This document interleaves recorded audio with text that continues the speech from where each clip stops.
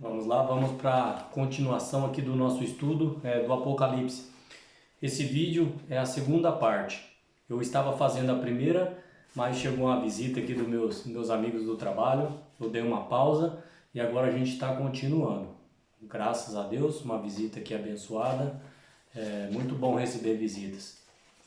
Ainda mais aí de pessoas, né, que a gente convive, que a gente trabalha. São ideias diferentes. Mas agora aqui voltando, então essa vai ser a parte 2 aqui do nosso estudo. Eu ia fazer um vídeo só, mas agora eu vou separar em dois. Então eu vou deixar na capa do vídeo parte 1 e depois agora a parte 2. Então a gente estava falando de um poder que atuaria 42 meses. E a gente viu aqui que 42 meses 30 vezes 42 dá 1.260 dias. A gente vai aprender a gente vai ver, eu vou dar passagens para você, que esse dia, 42 dias, a gente, biblicamente, 1.260 anos. Para cada dia, aplica um ano. E isso não é da minha cabeça. Eu vou dar os versículos para você e você pode ver na sua Bíblia. Então vamos lá, vamos voltando. Então aqui na pergunta de número 7... Este poder tem uma boca que profere arrogâncias e blasfêmias. Quem é este que difama? Então esse poder, né, essa besta, essa autoridade, né, esse animal, como a gente sabe que é um poder, né, que é um reino ou reis, mas aqui a gente está falando de um rei, de um reino, de um poder. Olha o que diz aqui, Apocalipse 13, do verso 5. Foi-lhe dada uma boca que profere arrogâncias e blasfemas, e autoridade para agir 42 meses. E abriu a boca em blasfêmias contra Deus, para difamar o nome, e difamar o tabernáculo, a saber os que habitam no céu. Então, aqui esse poder está falando que blasfêmia contra Deus. O que é uma blasfêmia contra Deus? O que a Bíblia diz? Vamos lá, vamos avançando. Eu vou explicar para você o que na Bíblia aqui significa uma blasfêmia contra Deus. Esta besta já foi identificada como sendo Roma em suas duas fases, Roma pagã e Roma papal. Nos tempos dos imperadores romanos, assumiram a posição de Deus e assim se consideravam. Já nos dias de Roma papal, esse título é aplicado ao Papa Leão XIII, que afirmou em um documento: nós temos nessa terra o lugar de Deus Todo-Poderoso. Isso é muito forte, né? O que é blasfêmia na Bíblia? A gente vai ver algumas passagens, o que significa blasfêmia. E agora, um ser humano, né? Um Papa Leão XIII, não, desculpa, o 13, Papa Leão XIII afirmou: nós temos nessa terra o lugar do Deus Todo-Poderoso. E agora, uma encíclica promulgada em 20 de junho de 1894, pretender ser Deus é na Bíblia uma clara blasfêmia. Jesus foi acusado disso. Os judeus disseram: não é por obra boa que a te apedrejamos, e sim por causa das blasfêmias, pois sendo tu homens, te fazes Deus a ti mesmo. E aqui em João capítulo 10, do versículo 33, Jesus não cometeu, né? Aqui esse versículo aqui, os fariseus falando: tu como homens te fazes como Deus. Jesus não cometeu blasfêmia porque ele é Deus. Mas qualquer outro que pretenda tal título, isso é blasfêmia. Eu vou dar mais alguns versículos para você se você ainda não entendeu o que é uma blasfêmia. É se colocar na autoridade de Deus, de perdoar pecados. Porque a gente sabe que só tem um que pode perdoar os nossos pecados: Jesus Cristo. E eu vou mostrar para você. A Bíblia também afirma que a pretensão de perdoar pecados é blasfêmias. Os escribas e fariseus disseram de Cristo: quem é este que diz blasfêmias? Quem pode perdoar pecados, senão Deus? Lucas 5:21. Lucas 5:21. Mais uma vez Jesus pecou, porque sendo Deus, pode perdoar pecados? Mas não. É exatamente isso que pretende a doutrina da confissão auricular. Sabe aquela confissão da igreja romana, que você tem que confessar lá para a autoridade religiosa? Auricular, aquela confissão onde você confessa. Olha o que diz mais. Mas não é exatamente isso que pretende a doutrina da confissão auricular, quando se busca o homem para perdão de pecados? Assim, as blasfêmias proferidas por este poder se aplicam claramente em Roma papal.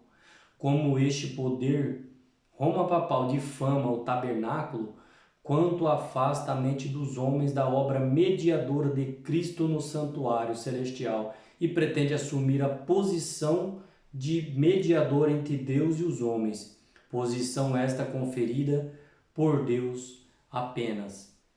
Seria muito importante você anotar esses versículos aqui que eu vou falar para você. Atos capítulo 4, versículo 11 ao versículo 12.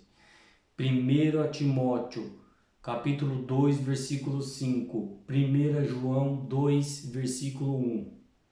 É de extrema importância que o único mediador, quem pode mediar os nossos pecados, quem pode perdoar os nossos pecados? Cristo. Lógico que se eu cometi alguma ofensa para você, eu devo procurar o seu perdão. Eu devo procurar o seu perdão. Mas agora, o único que pode perdoar os nossos pecados é Jesus Cristo. Ele não teve pecado. Ele assumiu esse papel de intercessão. Jesus o justo. Vamos lá, a gente está indo aqui para o encerramento. Este poder tentaria roubar, aqui a gente está falando desse poder aqui, dessa besta, desse animal que significa rei ou reinos. Este poder tentaria roubar a adoração que pertence somente a Deus. Quem aceitaria adorar este poder? Quem é que aceitaria? É uma pergunta. E agora Apocalipse 13, no versículo 8. Vamos lá? E adorá-la-ão todos os que habitam sobre a terra, aqueles cujos nomes não foram escritos no livro da vida do Cordeiro, que foi morto desde a fundação do mundo. Desde a fundação do mundo. Vamos lá, vamos para o encerramento. A gente vai entender agora. Existe uma união entre o dragão, que é o diabo, né? Satanás, que a Bíblia apresenta, e a besta, esse poder religioso, que surge do mar, multidões, povos, línguas, um lugar povoado, porque ambos possuem 7 cabeças e 10 chifres. Aqui a gente compara aqui em Apocalipse 12, verso 3 e Apocalipse 1, versículo 1. No fato, do dragão delegar seu poder, seu trono e grande autoridade à primeira besta, é isso uma imitação deliberada de como Deus tem dado o poder e o seu trono ao seu Filho Jesus Cristo. Não é isso que parece? Deus deu autoridade para Jesus. Ele tem autoridade, Jesus, de perdoar os nossos pecados. Agora vem o dragão, o diabo, que dá autoridade a um poder religioso. Também esse poder religioso pode interceder pelos nossos pecados, pode perdoar pecados. A Bíblia já deixou bem claro que não, que isso é blasfêmia. Vamos lá. Quem iria adorar este poder? Aqui a gente está falando do Apocalipse 13, versículo 8. Quem iria adorar este poder? Somente aqueles que não têm seus nomes no livro da vida. A Bíblia faz várias menções a este livro, livro de Moisés, colocando-se como intercessor entre o povo de Deus, né, de Israel. Agora, pois, perdoa-lhe o pecado, ou se não, risca meu nome perto do livro da vida. Aqui está dando um exemplo aqui de Moisés, ele intercedendo pelo povo. Moisés não estava perdoando o pecado dos povos. Moisés estava como um intercessório falando com Deus. Pai, perdoa. Se for da sua vontade, perdoa esse povo. O Senhor perdoa, eu não posso perdoar. Mas eu posso pedir pelo meu povo, pela igreja, pedir, Senhor, tem misericórdia de mim e do meu povo. E Moisés foi ousado ainda. Moisés foi ousado em falar, se não risca o meu nome do livro da vida. O que ele está falando? O que Moisés está falando aqui, Senhor? Se esse povo não for, se o Senhor não perdoar esse povo, eu também não quero ir. Dificilmente encontramos líderes, pastores, bispos, qualquer líder religioso que faça isso hoje em dia de sinceridade de coração. Senhor, perdoa essa congregação. Porque se o Senhor não perdoar, eu também não quero ir para o céu. Isso é forte. Isso ninguém faz.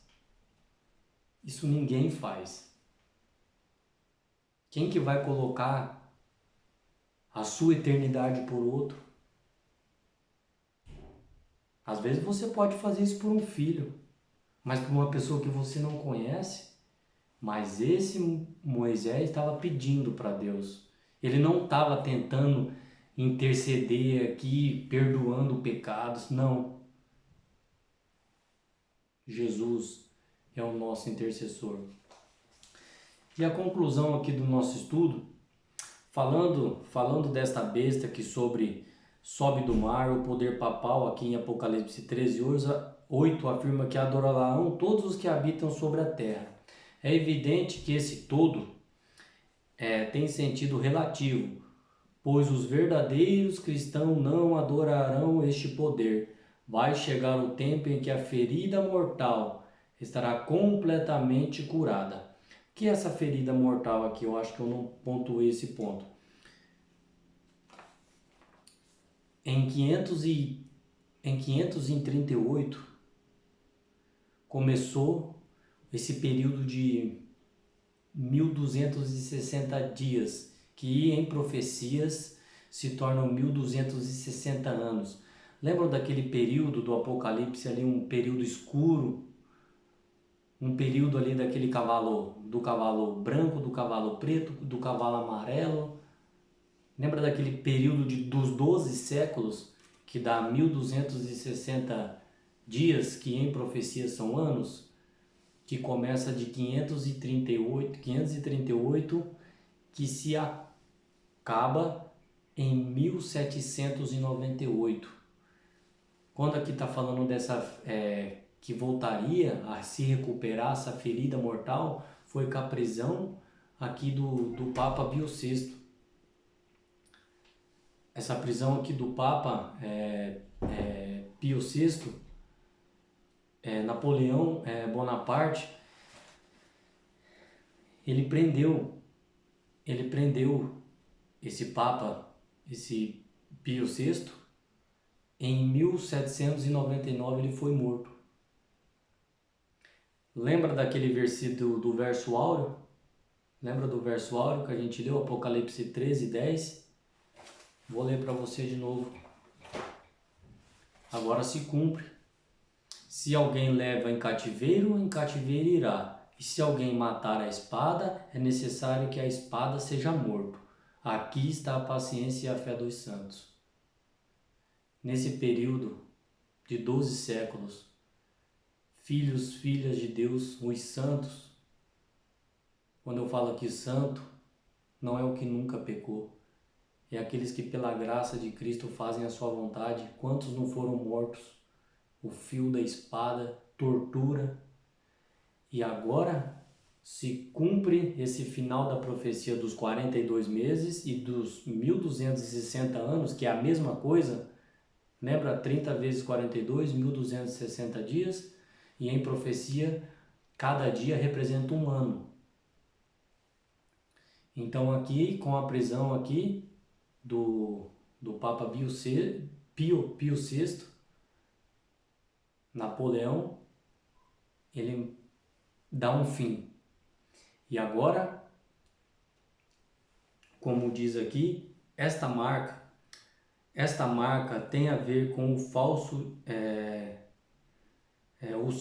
vai chegar o tempo em que a ferida mortal estará completamente curada e a supremacia da besta reconhecida em todas as partes do planeta. Vamos lá. Não é precisamente para isso que caminhamos ao ver as notícias na TV, na internet. Este poder será mundialmente adorado e para isso um dia será edificado numa forma especial. Em Apocalipse 13, verso 16, fala de uma marca que será aplicada sobre a mão direita ou sobre a fronte. Esta marca tem a ver com um falso dia de adoração, que será imposto aos habitantes da terra. Conheceremos mais sobre este assunto em nosso próximo estudo. Uma besta que sobe da terra. Então aqui a gente falou sobre uma besta que emerge do mar. E no próximo estudo a gente vai finalizar essa besta que emerge da terra. E elas vão se unir. Que Deus nos fortaleça e nos abençoe nesse estudo. Se ficou alguma dúvida, você pode deixar aí na descrição, aí na mensagem, pode perguntar, pode interagir e vamos juntos, aqui crescendo na graça e na sabedoria. E você viu que a Bíblia, ela responde ela mesma, é a própria intérprete a Bíblia. Que Deus nos fortaleça e nos abençoe nesse estudo. E a gente virão mais estudos edificantes. Que Deus nos fortaleça. Vamos juntos fazer uma breve oração que o Espírito Santo nos conduza e nos capacite. Querido e bondoso Deus, obrigado porque o Senhor cuida, o Senhor é o dono da nossa vida. O Senhor abre a nossa mente para esse estudo, que a gente consiga entender, Pai, e viver também. Em nome de Jesus, amém.